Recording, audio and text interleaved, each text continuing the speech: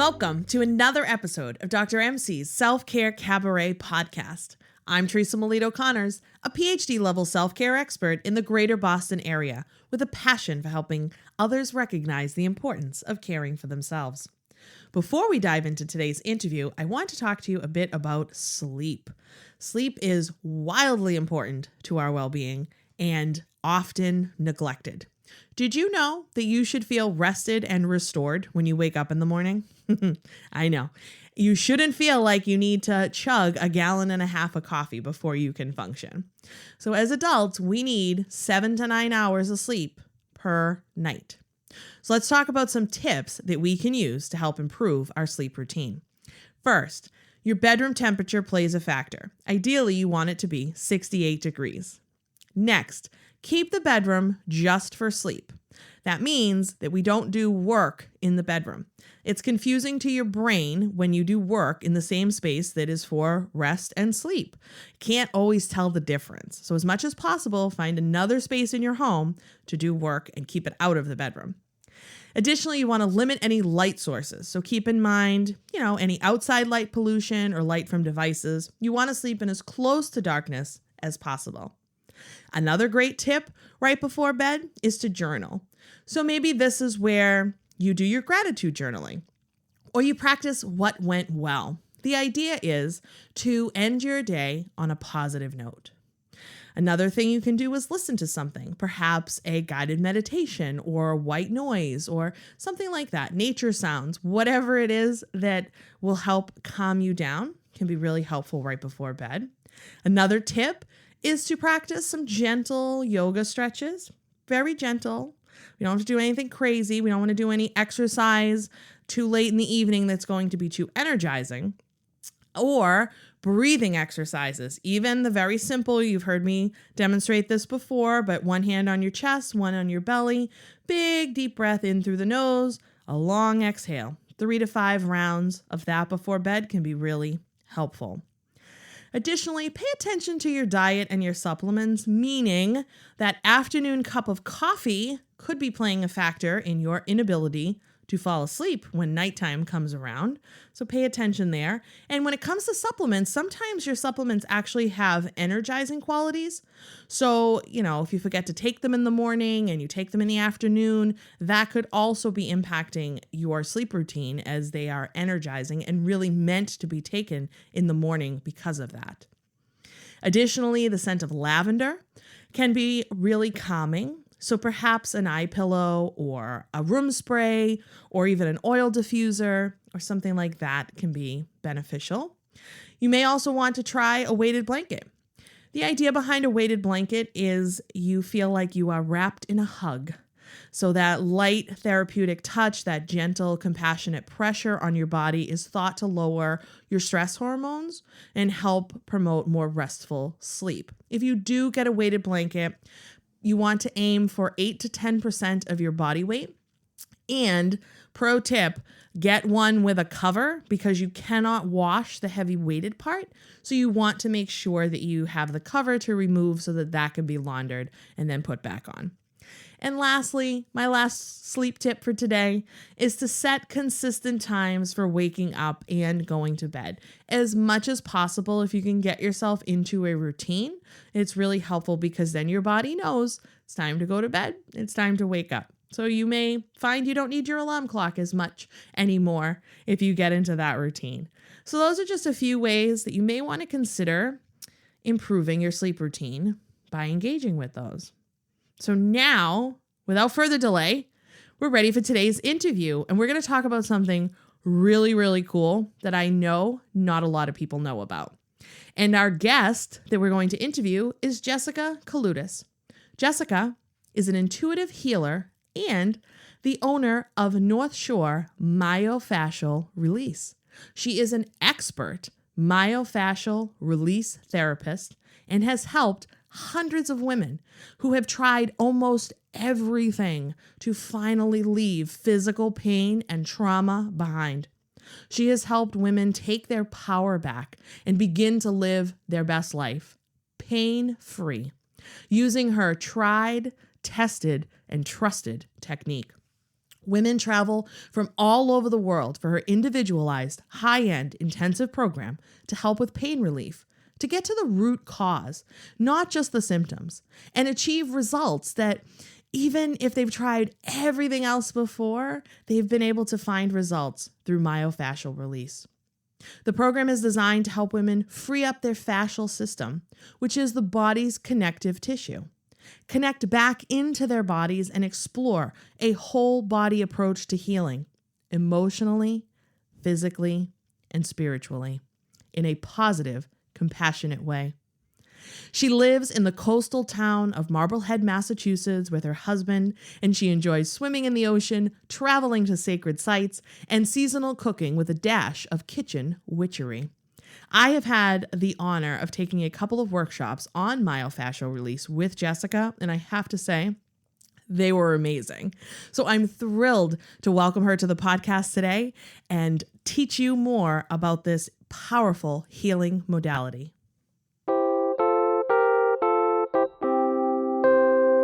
All right, we're ready to go.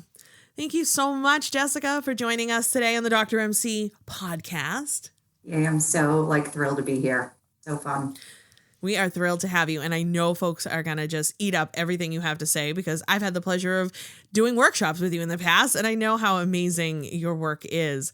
So first question right out of the gate, I love to ask folks, how do you like to practice self-care? So self-care has recently become my jam. I grew up with very limited self-care instruction, I think like most people, right? Yeah. So, and I've also learned that I do better with variety as a spice of life. So yesterday I was dry brushing before my shower. I love, right? What is that? So it's like, oh man. I think I know, but I want to hear you explain. These brushes that have thicker bristles on them. And I don't know what the bristles are made out of. But what I'll do is before I shower, I just go through and brush along my arms and nice. And you brush upwards towards your heart. You're supposed to help circulation, help dry skin, help blood flow. It just feels, I think for me, it just feels like a nice way to take care of myself. Yeah, it sounds similar to the Ayurvedic practice of Abhyanga. Are you familiar with that? The self-massage? Oh, yes. Kind of stimulating that. We forget that our skin is an organ and we tend to only worry about the face and wrinkles and not taking care of the rest of it. So that's awesome. Yeah. Very cool. Yeah, and what else do you do? Yeah. And so I also, I'll be talking about myofascial self-care. That's what I also is another way that I take care of myself. So that could be, stretching my fascial system. I love to use these therapy balls that, when I have a tight spot in my neck or back, and the goal is we don't get to that point, right? We want to be doing self-care so that it's not always at that place. So we don't have the pain. So we don't have that. Right. Exactly. So in the morning, I'll usually do them in the morning before starting my day, just even 5 minutes of let me just give my back some love and lay there on a therapy ball for a little bit. So that's another way that I'll do some self-care. I think that's great. And we can definitely share make sure there's going to be lots of links in the episode notes to things. And I'll share a little about Abhyanga in the episode notes too, so folks can learn about that, because it sounds like a similar powerful technique, which is awesome. But the real reason we're here to talk is about myofascial release, which is your main area of expertise. So can you tell us what is myofascial release? So it is quite incredible, hands-on form of body work or therapy. And what it does is it's working specifically with the fascial system, which is connective tissue in your body. So if you were to go to a massage therapist, you're working with your muscles, your chiropractor is working with your spine. And so a myofascial release therapist is going to be working solely with your fascial system. And what happens is that our fascial system gets locked, it gets gluey, it gets hardened in areas from trauma, from injuries, from surgery, and that tissue gets hard and stuck. And so myofascial release, what it does is it helps the tissue go from being stuck and hard back to being fluid and flowing and flexible again. So that helps you overall just feel better, and then also decreases pain and all other kinds of symptoms. Yeah. Yeah. Can you talk a little bit more, just explain to folks like a little more in depth about what the actual fascial system is? I'm not sure that everyone is aware. Yeah. So, like I started this in 2009 and I used to say myofascial release and people would like glaze over, like, say to me. And I think it's getting there's a little more, we know a little bit more about fascia, but I think that it's still really missing that most people don't know about it. So I'm like happy to share about it. So, um, your fascia it basically is what creates your shape. So we thought before that our bones sort of keep our structure and our shape. You have your skeletons in your bones, which keep you upright. And then, but it's actually that this tissue, this three-dimensional web that runs head to toe throughout your whole body, it actually surrounds every muscle, every fiber, every organ of your body. And it's quite amazing. It's everywhere. And it's not like doesn't show up on a CAT scan or MRI. So it's more like a fluid-like structure. It basically creates your shape. It holds things together. And that's your fascial system. You've probably seen it if you eat chicken and hopefully people won't be too grossed out, but if you pull up a piece of raw chicken, you have a piece of raw chicken and you have the skin and you start to lift up the skin and you see like these glisteningly fibers. That is that is your fascial system. Or if you look at the piece of chicken and it has like a coating over the chicken breast, like that's your fascial system. And that goes even down to every muscle, every fiber of the chicken. Like that is all the way down into the cellular level. So your fascial system is like, it's everywhere. Yeah. Yeah, it's so cool. And I mean, you were definitely by far the first person I ever heard. I might have even been one of the ones to look at you in those early workshops a little like, huh? But I've started to see more recently like little murmurings of it in other places. But you were definitely, before it was trendy, you were practicing this and sharing this technique with the world, which is really cool. I'm wondering how you got interested in it. I was a massage therapist and I was sort of like a deep tissue elbows kind of therapist. That was real therapeutic. That was sort of how I was trained, what I like to do. And I thought I landed my dream job. So I was working for a physician that was a pain management physician. And so he was brilliant and he was doing good work. He opened up one side of his practice was traditional Western medicine for pain management. So medication, surgery, injections, that track. Then he also had the other side, which was a holistic practice. So he would refer his clients, his patients for massage therapy, acupuncture, physical therapy, chiropractic, dream, right? And I was hired as a massage therapist. I was like, this is so dreamy. Like I am going to be helping people with chronic pain. And so here we had the best of both worlds. Yeah. But what I was seeing is people weren't getting that much better. Like some people were getting better, but a lot of people weren't, or like they weren't getting the results that I thought would happen. And so, and here we had the best of everything and really fantastic practitioners. And so I just started to look for something else. Like, what else could it be that's missing? Is it?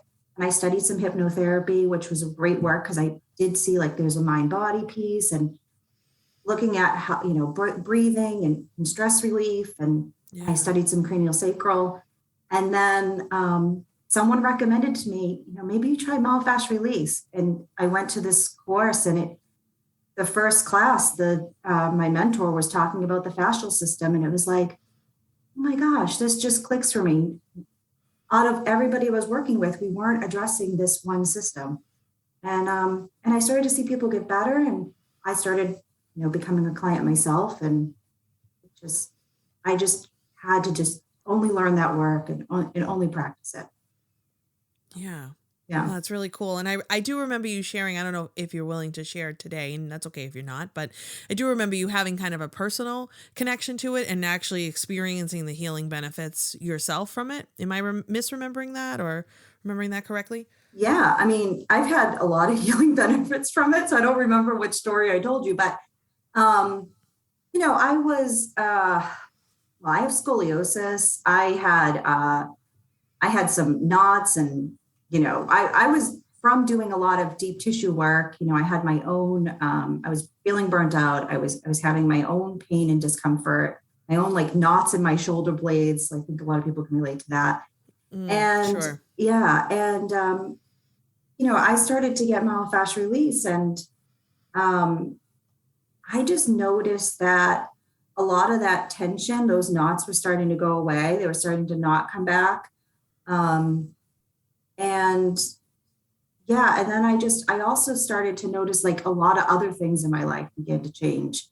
Um, and Because when you're working on the fascial system, there's old trauma or old emotions or old Yeah.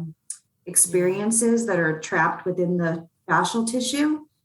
And so I was able to, then as I'm, getting treatment, I was able to process some of the emotions that were there and work through some of the beliefs that were there and heal some old traumas. And I think that, that's probably had the biggest impact on me, where that just had the biggest impact on me. Yes, it really helped me with how I felt in my body and pain, but I think more the emotional and spiritual changes that happened for me had the most impact.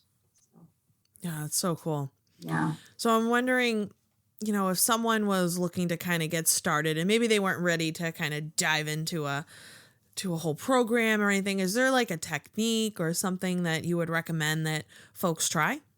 Yeah.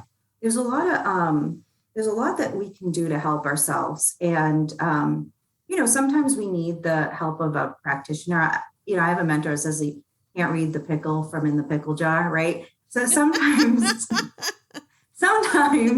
you need the help of someone else to help you kind of see where the fascial system is stuck, or sometimes we just go to like what we think is the problem.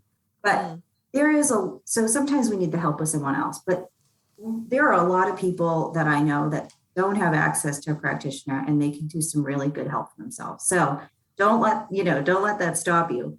But One of the things that I recommend to everybody is you can get just a small, soft, we say like a 4-inch ball, but you don't want to get a tennis ball. That might be a little bit too hard. You can look like for kids, sometimes now in the spring, they'll have these like smaller kids balls at the dollar store or something.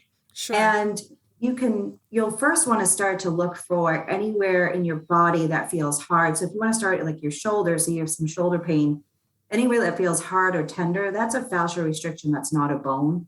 So you want to find that, and you could roll on the floor, you could roll against a wall.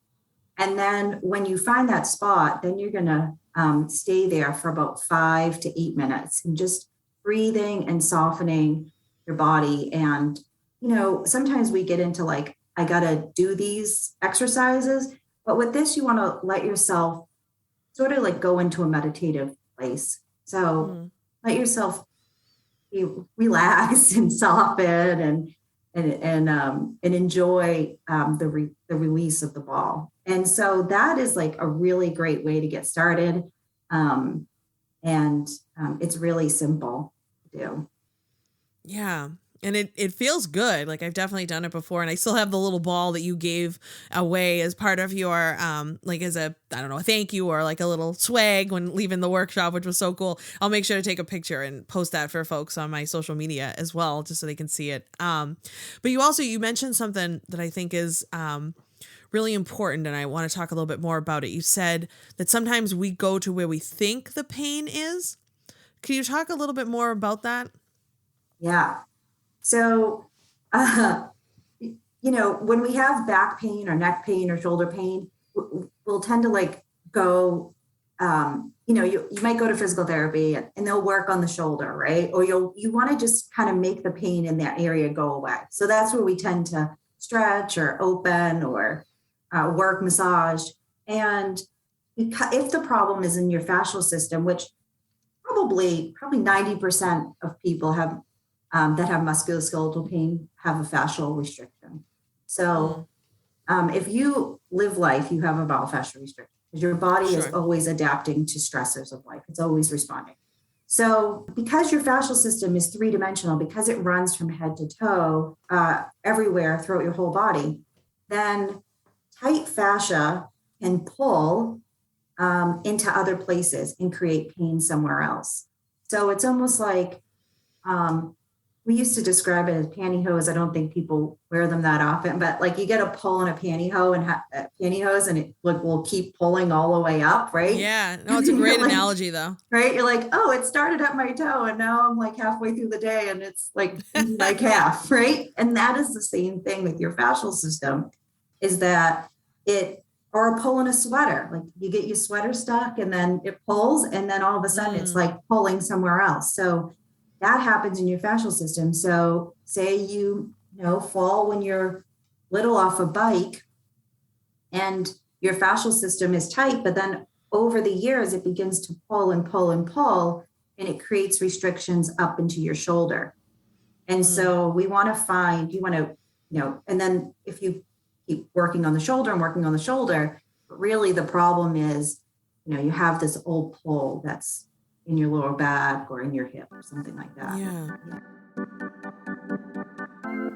Are you looking for exciting, engaging, and useful professional development and workshops for your school, business, or organization? Well, look no further. Dr. MC offers a variety of options and topics related to self-care and renewal, trauma recovery, building resilience, developing a growth mindset, stress management, and more, completely customizable to fit every need. And coming soon is a new program to help high school students manage the challenges they are facing today and the increasing concerns around mental health. Visit drmcselfcare.com to learn more and request a session. I just think that's so wild, and people don't, like, we forget the song we sang as kids, right? Like the knee bone connected to the ankle bone or whatever. I know that's not right, but you get the gist. Like we forget like how interconnected every part of our body is. And so if I remember correctly, I think you gave a really powerful example that has kind of stuck with me. And I believe, please correct me if I'm wrong, but you were talking about maybe a woman who experienced like a C-section giving birth. Mm-hmm. And so that kind of disruption in the fascia through the C-section and then the healing process actually was a trauma to the fascia, could be related to maybe back pain they're experiencing now a few years later. Did I remember that correctly? That is exactly correct. And I think that's just wild. And I'm that woman too. I had a C-section. And I've worked with other women, but I can tell my own personal story is that I'd love that. I had a C-section, an emergency C-section. And so one of the ways that fascia becomes restricted or gummy or tight is through surgery. And so, we see that the tissue of your skin sort of changes, right? When there's surgery, right? It changes over. And so it gets hardened, and now it begins to kind of like anchors to it, and it begins to pull. One of my mentor, John Barnes, who I studied with, he talks about how the fascial system will then grow like a vine throughout your whole body, but it begins to pull into, it can pull into your hips and even into your back, and even actually can pull. If you were to take and hold the bottom of your shirt right now, and you start to pull your shirt towards the floor, you can see that the pull goes up to your neck, right? The front of your neck. So it even could pull someone internally into their neck. So they might even have neck pain. And most of the time we're not feeling this because our body is so amazing. It wants us to feel like everything is like aligned and upright. And there are some people that will say to me, I feel like this pulling, or I feel like there's this like straight jacket, or I feel like there's this like vice grip, and they can feel that this is the fascial system that's like compressing in and tightening. So when I had and I remember I went for treatment, saw I see a myofascial therapist myself to help me. And she worked on my scar, and it was probably maybe 10, way more than maybe 12 years later. So and I didn't have any pain or sensation there, right? Like, oh, that scar is healed, we think, right? And then she started to work on it, and it started to burn and wow. uncomfortable. And I knew that, I mean, I was trained, so I knew like, oh, this is okay. But I could feel just how restricted and tight that fascial tissue was. And then after, like how much more open my hips and my spine were. Wow. As that she helped to open up the pulling through the scar. Yeah. Yeah, and I think like you gave some great analogies to think about, like even with the shirt or like the pantyhose or even like a snag in your tights or in your sweater, like almost visualize that as being like you're wearing like a full body stocking under your Exactly. skin. Exactly. Gets snagged and pulled and maybe a rip and you need to repair it, but it can manifest itself into pain and dis-ease, which we certainly don't want to continue to manifest. As you're talking, I'm thinking, oh, I need you to work on my lower back. I may have to come see you, Jessica. I'd love that. I'd be happy to help you. No, that would be awesome. Yeah. We'll make that happen. And so, I love the little ball, recommending that, and just, having folks maybe play around with rolling on it and stuff like that, I think could be really helpful. And I do want, Jessica is actually sharing one of her beautiful body scan meditations with us. Is that correct? It's a body scan, right? Yeah. So I'll take you through. Sometimes we don't realize where we're holding tension or tightness. Like we talked about, you might just feel it in that one place. And so the body scan exercise will help you to feel where else you have tension and tightness. And also really important part of getting better is being able to feel into your body and being aware, right? We're so disconnected. We're so disconnected.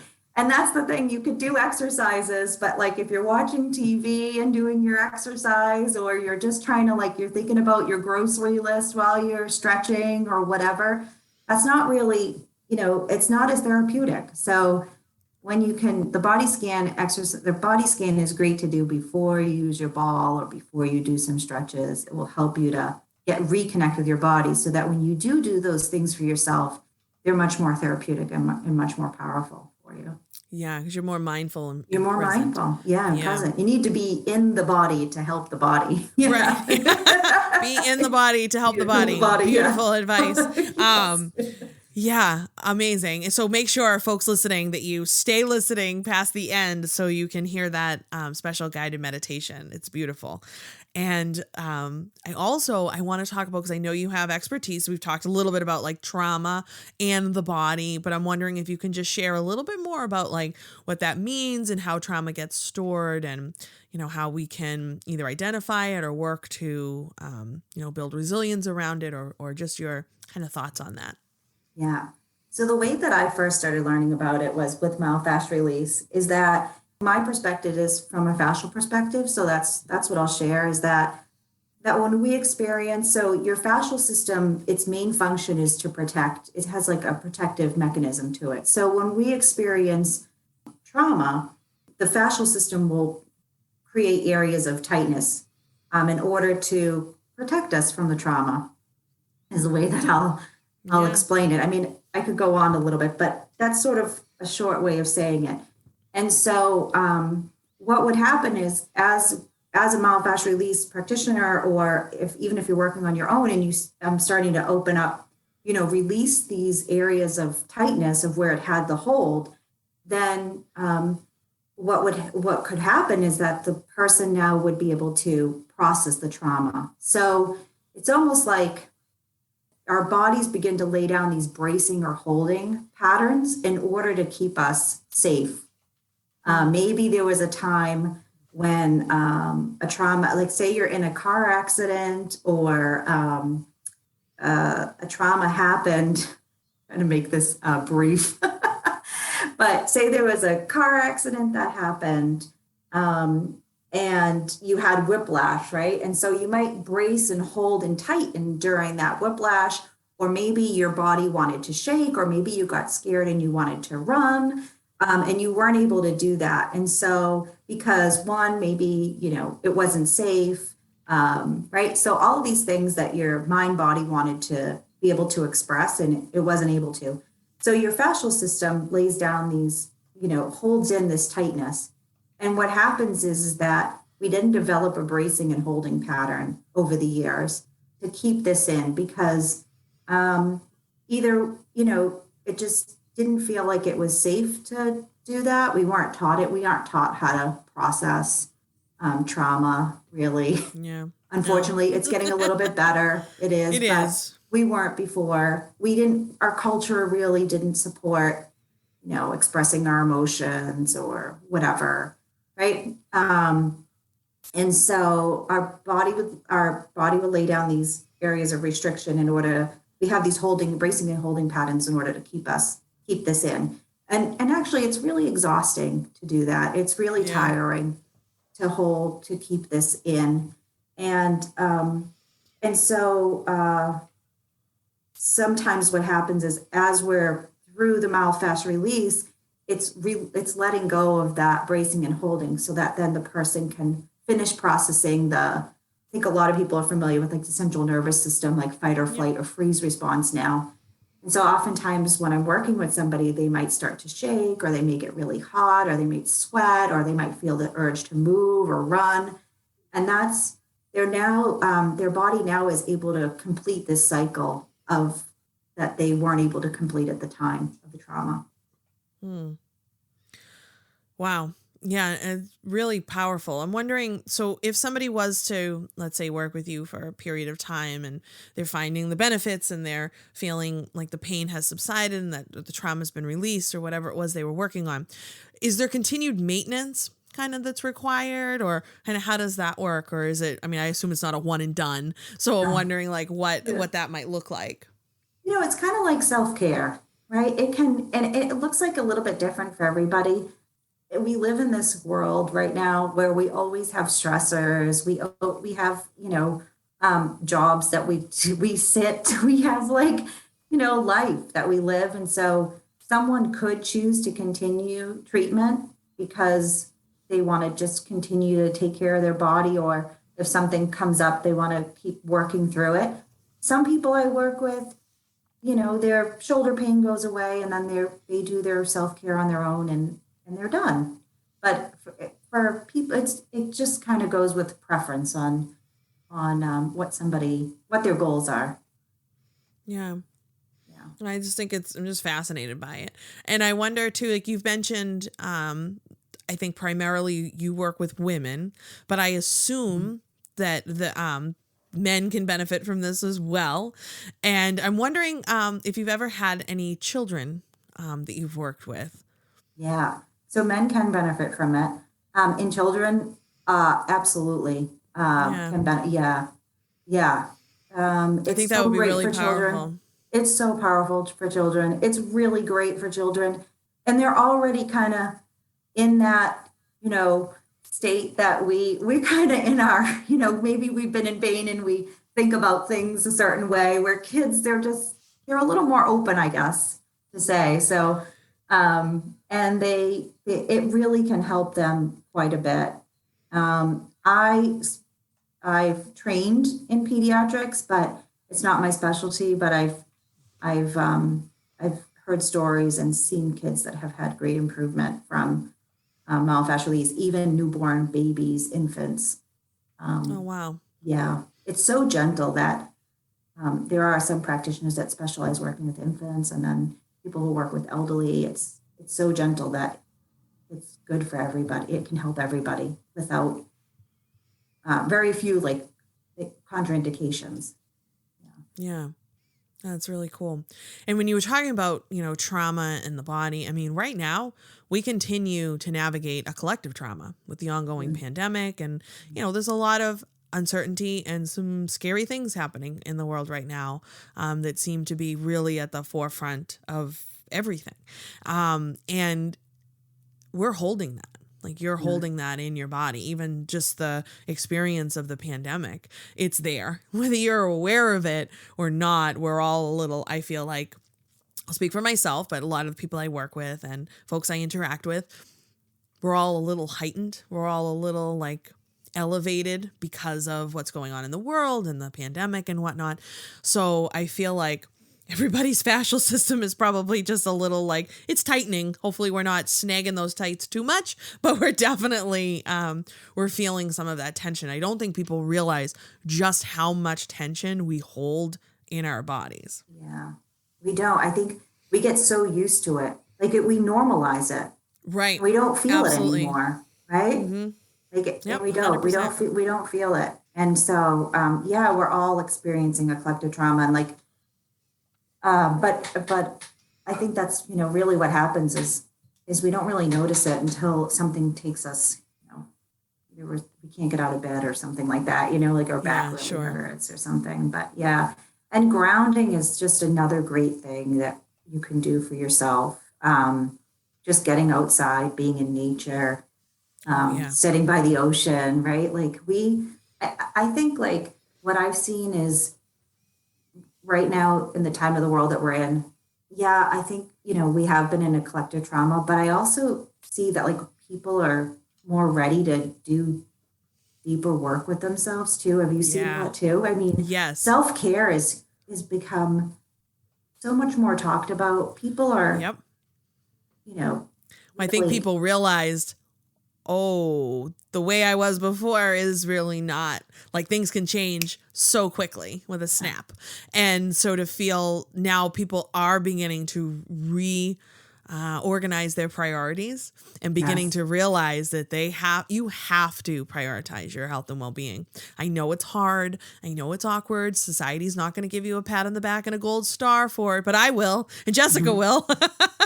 Because like you have to, and people are definitely waking up to this, not all, but some, and that it's really cool to see because even self-care, a little bit with self-care though, it's become, it has become big business in some ways, and there's a lot of commodification of self-care and people trying to push, oh, you have to buy this to practice self-care. No, what we're talking about here is buying like a little ball and like doing some stretching and like some breathing. Like there's so much you can access that is cost accessible that it doesn't have to be, we got it all twisted up and being a luxury and I don't know.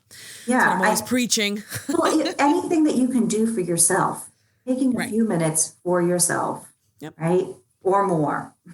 Yeah, it's more self-care. would be great. But if all you have is a few minutes, that's still okay. Like that's still a place to start. It is. Yeah. Yeah. Oh, I love it. Great.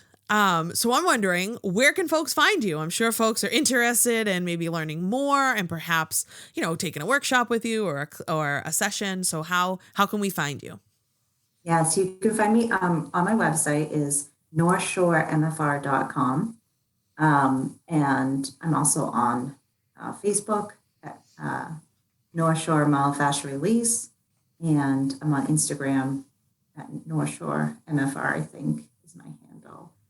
And we'll make sure that's all. We'll make sure it's all linked. It's probably all linked off your website, so we'll make sure. Yeah, it's on my website for sure.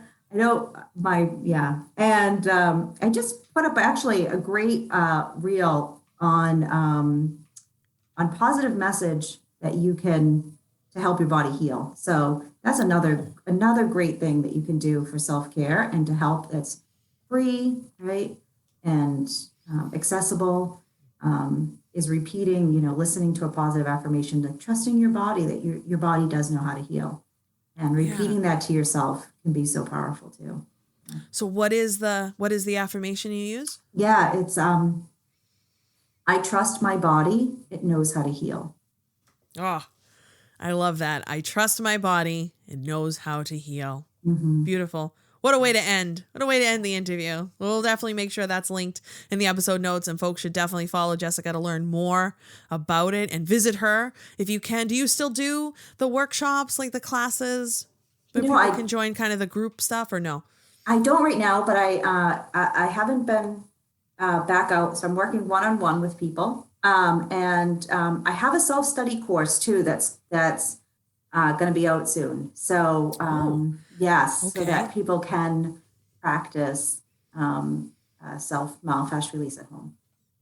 Awesome. Very good. Well, keep being awesome and putting good out into the world. We need more healers and people like you, Jessica. Thank you so much for joining us today on the Dr. MC Self-Care Cabaret podcast. It was great to chat with you.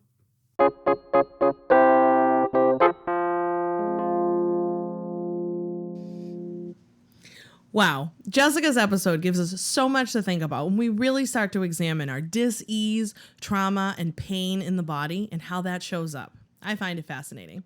I will post some examples of using the ball that Jessica mentioned, and be sure to follow me and Jessica on social media for more information. I love the pantyhose metaphor that she used. I think it's just perfect when we think about the fascial system in the body and how that can get snagged and pulled or even ripped over time, and how we can work to heal that. Very important. And I think I will adopt Jessica's mantra of, I trust my body, it knows how to heal. I trust my body, it knows how to heal. Beautiful. Very powerful. Be sure to keep listening also to this episode after the outro for a special body scan meditation. And as always, thanks for listening to this episode. Remember to subscribe and rate this podcast on your preferred player. The ratings help us grow and share the message of self-care. If you have comments, suggestions, or questions, please reach out by emailing podcast@drmcselfcare.com. That's drmcselfcare.com. And come join the cast party at Dr. MC's Self-Care Cabaret on Facebook and Instagram at Dr. MC Self-Care, or on my website, drmcselfcare.com. Be sure to like, subscribe, and love me across all my social media platforms for the most up-to-date information on self-care. See you next time. Stay well and do good.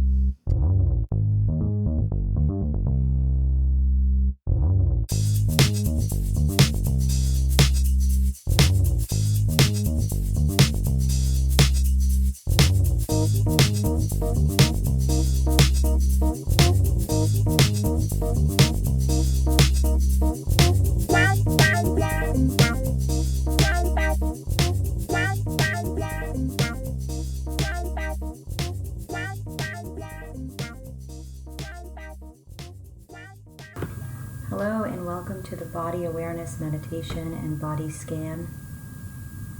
This exercise will help you to connect to your body and gain awareness of areas that may feel tight or tense or in need of healing.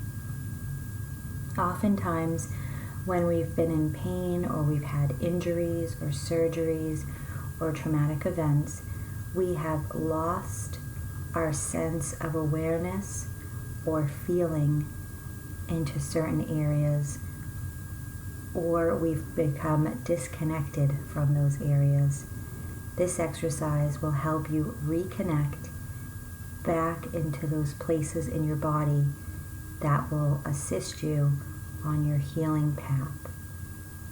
Let's begin.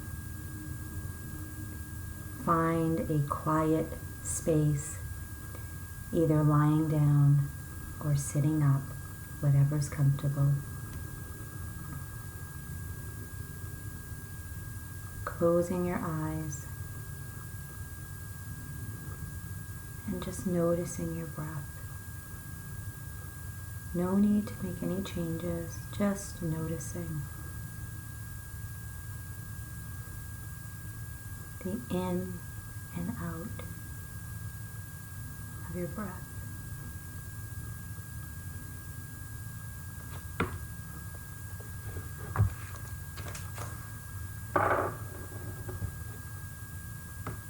Now bring your awareness, your energy, your mind, whatever word works for you, down to your feet.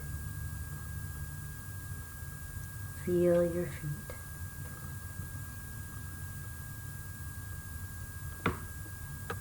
Notice if they feel heavy or light. Are they resting? Do they feel rolled in or rolled out?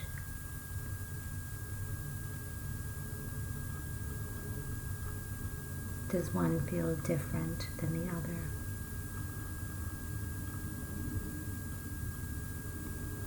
Now moving your awareness up your legs. Feel your shins, your calf, the front of your lower legs, the back of your lower legs. Do they feel heavy or light, tight or tense, relaxed? Are they resting equally on the floor? What about the space behind your knees? Notice what that feels like. And now feel the top of your knees.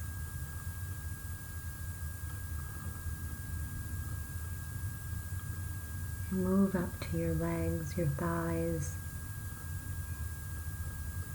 Do they feel tight or tense?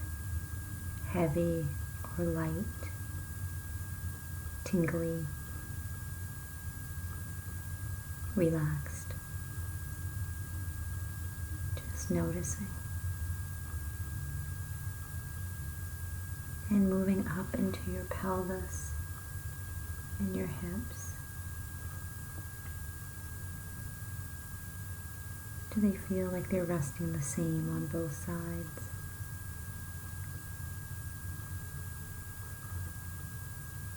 Does one hip feel high or low or backward, forward?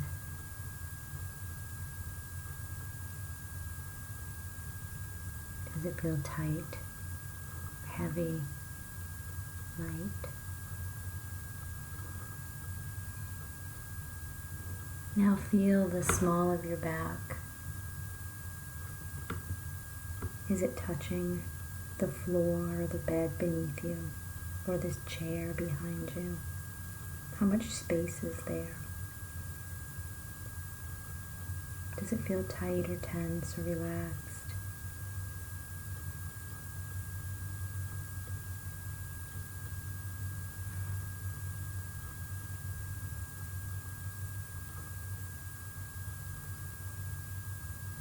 Now up into your chest, feeling your chest.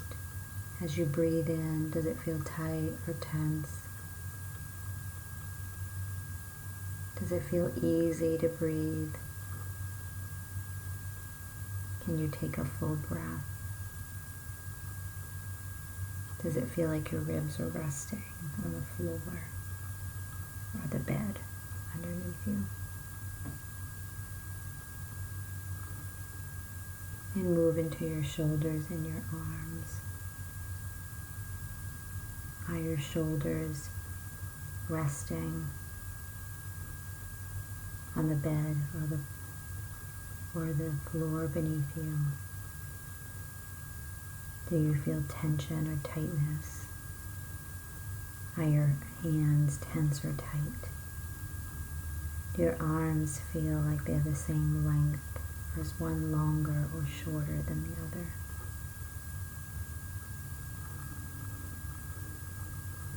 Now moving up into your neck.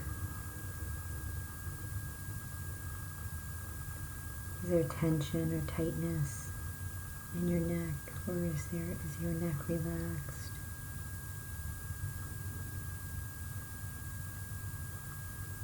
What about the space of your neck, behind your neck? How is your head resting on your neck?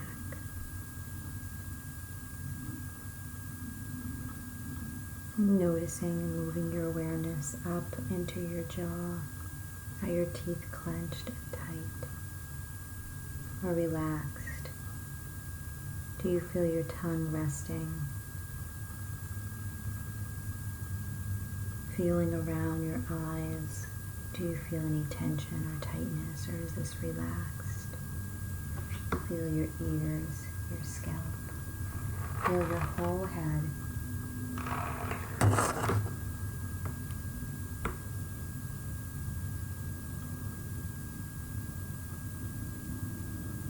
Now move your mind, your energy, or your awareness out to feel your whole body, noticing what it feels like.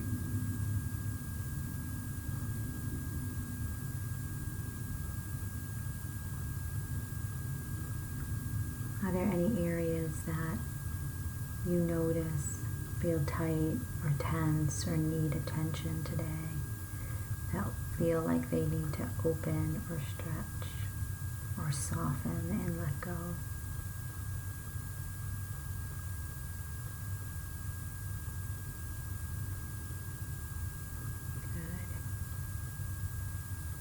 And now moving into your heart space and noticing what your heart space feels like. Notice if there's any emotions in your heart space. Or if there's anything that your heart needs.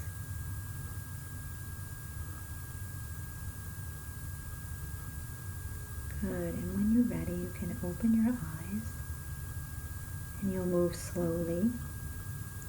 And you might want to write down any information about yourself or what you've noticed.